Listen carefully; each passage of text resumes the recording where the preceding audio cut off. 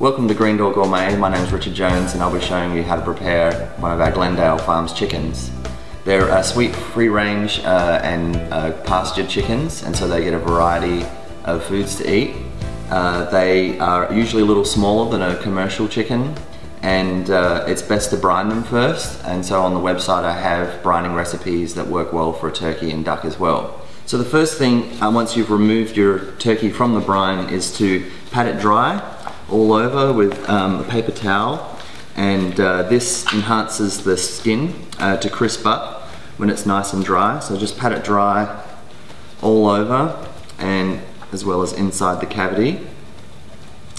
And then the next step is to take some softened butter and working under the skin of the chicken, so starting from the tail, go in over the drumsticks, and then using your thumb and fingers just get in under the skin all the way to the front of the breast.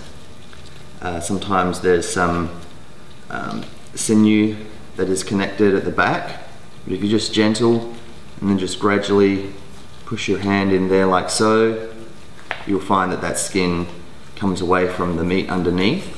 You take your butter that's softened to room temperature, and so you're able to push it into the chicken just on top.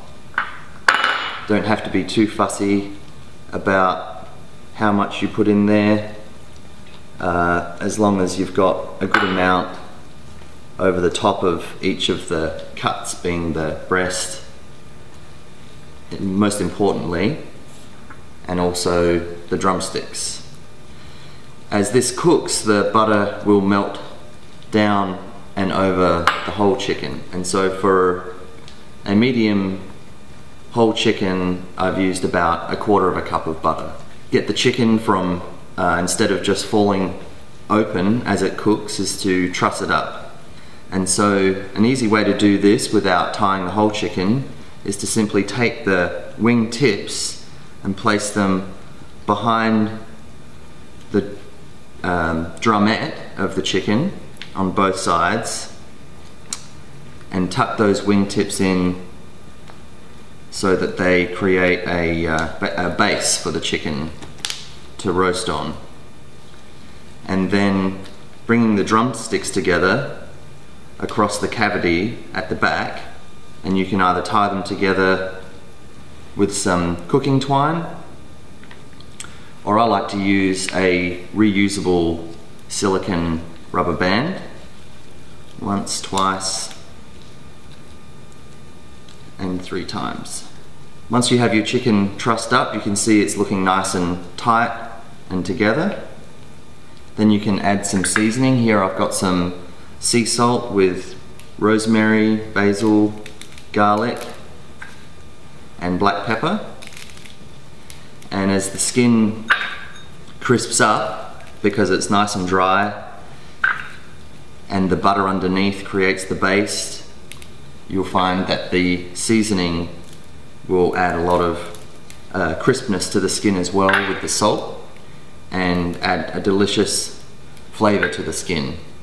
And so I've preheated the oven to 400 degrees, and now I'm going to place the chicken into the roasting pan that I've used some pan spray, non-stick spray, so that it doesn't stick to the bottom of the pan as it cooks. And I'm going to throw in the neck with it as well to roast, and that'll be great for using as a sauce. And I've got the rack in the middle of the oven, and now I'm going to place the bird in the oven. We're going to leave it there for 15 minutes at 400 degrees and then turn it down to 325 after that for a further 30 minutes. And so after 15 minutes, we'll check the chicken, and you'll find that the skin has started to crisp up. We're getting some nice color. There's some juices running out of the chicken, and it's looking good. So now we're going to turn the temperature down to 325 and continue the cooking process for another 30 minutes. And so now it's about half an hour after I've turned the chicken back to 325, and I'm going to pull it out to see where the chicken is in its roasting time and determine approximately how much longer we have for cooking it. Wow, and it looks nice. And so you can see that the skin has browned up nicely and it looks nice and crisp. The seasoning has helped to crisp that up, and we have some fat and some jus in the bottom of the pan. And so now we're going to use a digital thermometer to check the temperature of the chicken to ensure that it is cooked to a safe temperature. And the digital thermometer has the sensor at the tip, and so we're going to place that tip between the breast and the drumstick of the chicken. And so I'm going to push it down until I am approximately in the middle of the thigh. And right now that's temping rather at 180 degrees. And so it's well done.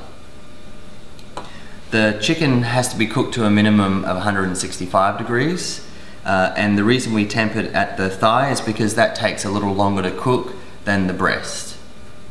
And so if after 45 minutes and you temp the bird, it could be, if it was a little bit larger than this, it could be at about 155 or 160 degrees.